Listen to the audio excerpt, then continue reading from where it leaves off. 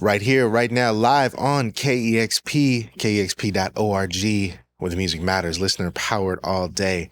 I'm right here in KEXP Studios. My name is Larry Mizell Jr.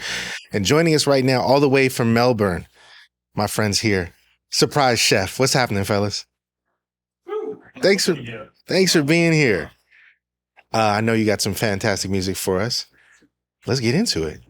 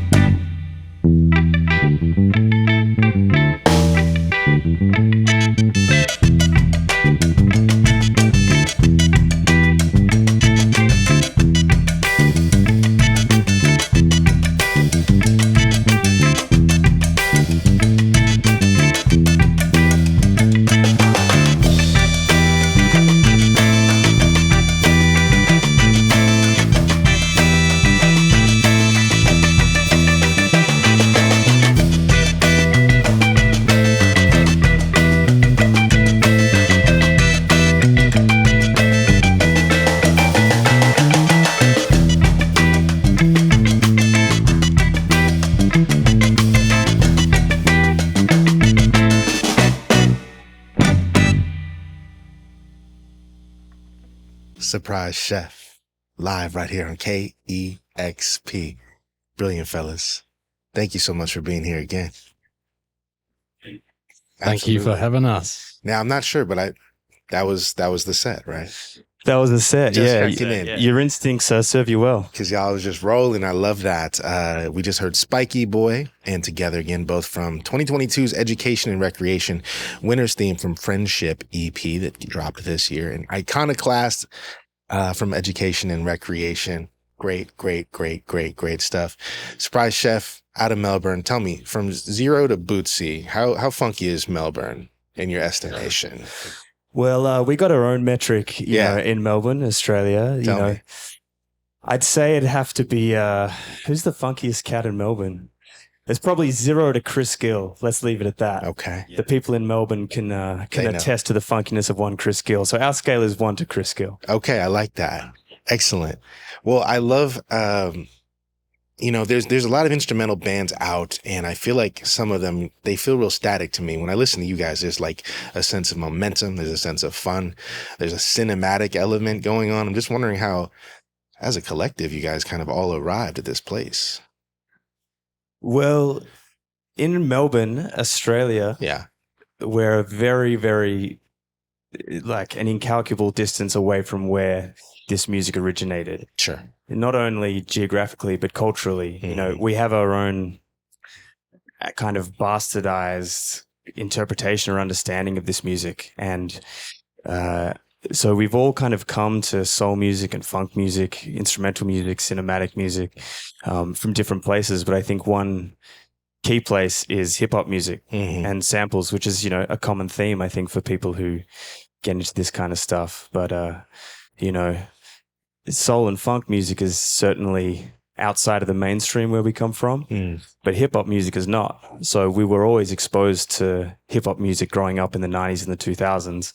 So when we started to come towards this music later on, there was already a familiarity or some sense of connection with that subject matter from you listening to hip hop as kids. That's tremendous. And I've always thought, you know, and as we celebrate 50 years of hip hop, I don't think there's a genre that's educated as many people as hip hop, has made them passionate about all other kinds of music like hip hop has. And I think that's tremendous. Were there any kind of like benchmark records for you guys, whether hip hop or any genre, that like really kind of influenced the trajectory?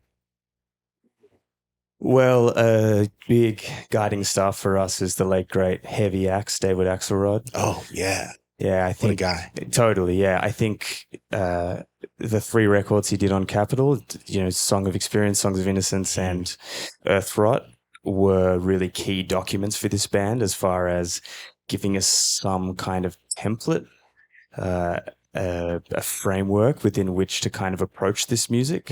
I think from a technical standpoint, his music encapsulates a lot of the fundamental elements of what this band kind of orientates itself around, things like repetition and space, the idea of, you know, the overall feeling that the ensemble brings to a piece of music being paramount rather than any particular soloist or musical, so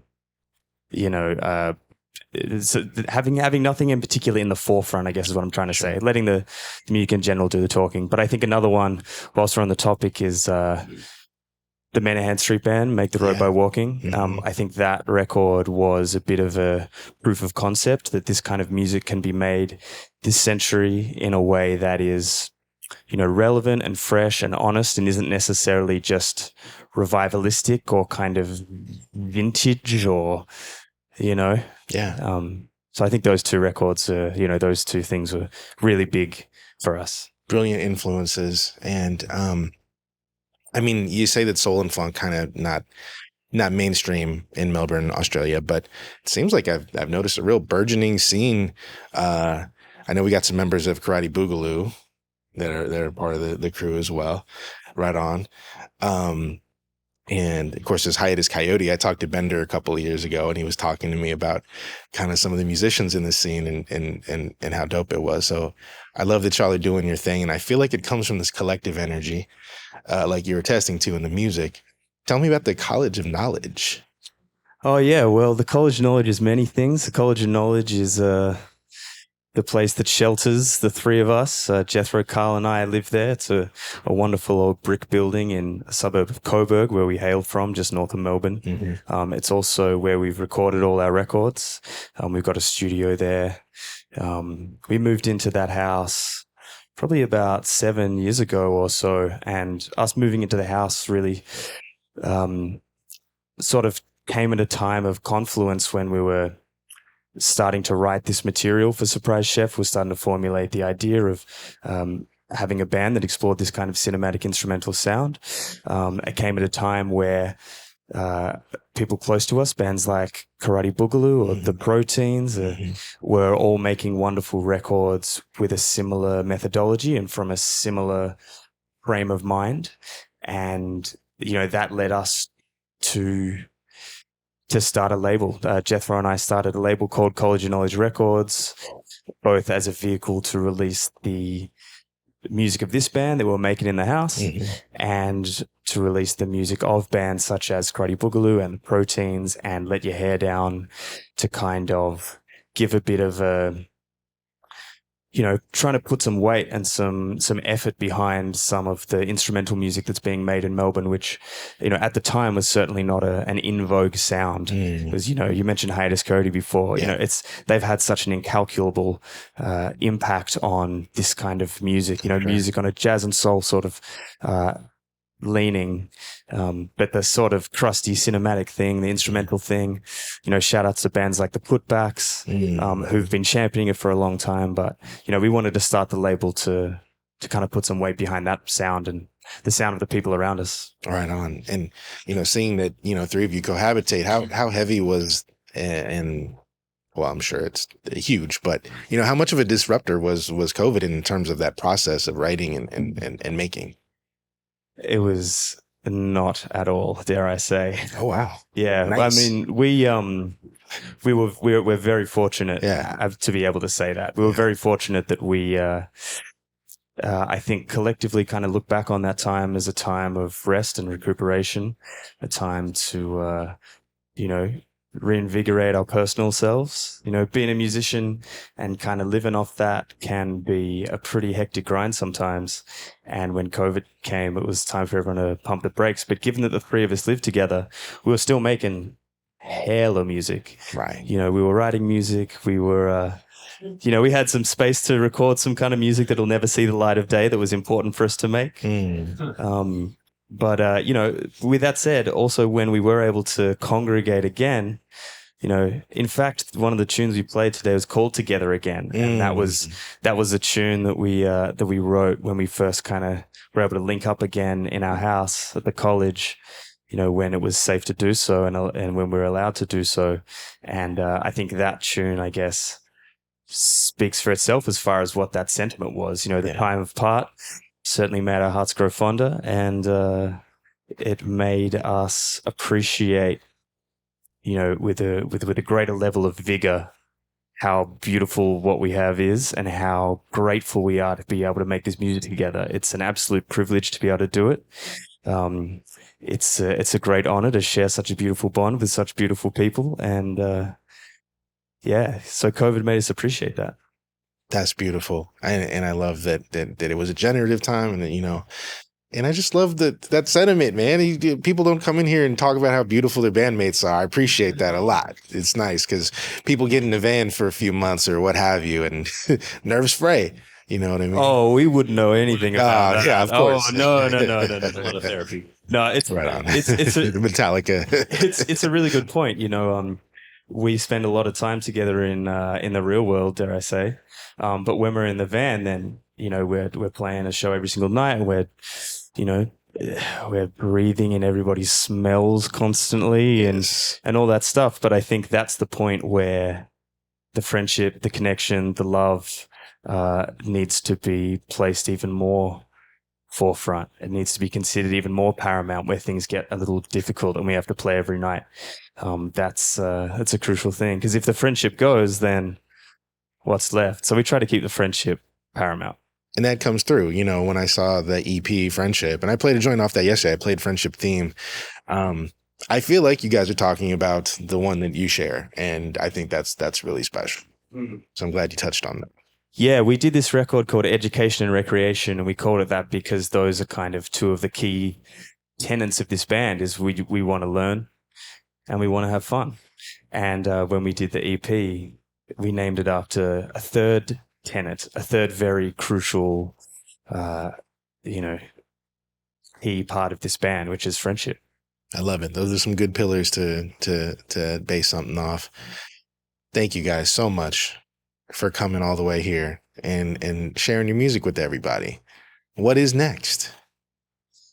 Well, we got a show in the great city of Seattle tonight. That's right. We're playing at Madame Lou's with Akua Naru, which will be a wonderful experience for us, and we hope it's a wonderful experience for everybody else. This is our second time in Seattle.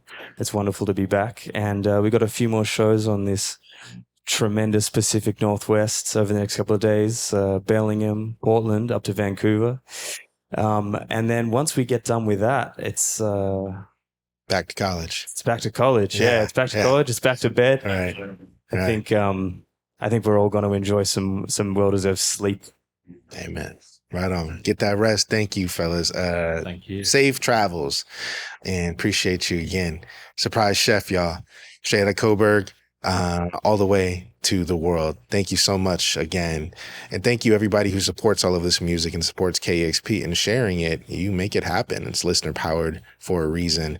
This is the place where the music matters. Make sure you like and subscribe on the YouTube. You can always support. Go to kexp.org to find out more. Thank you so much. Live here in KEXP, the Surprise Chef. Thank you so much. Thank you. Discover new music at kexp.org.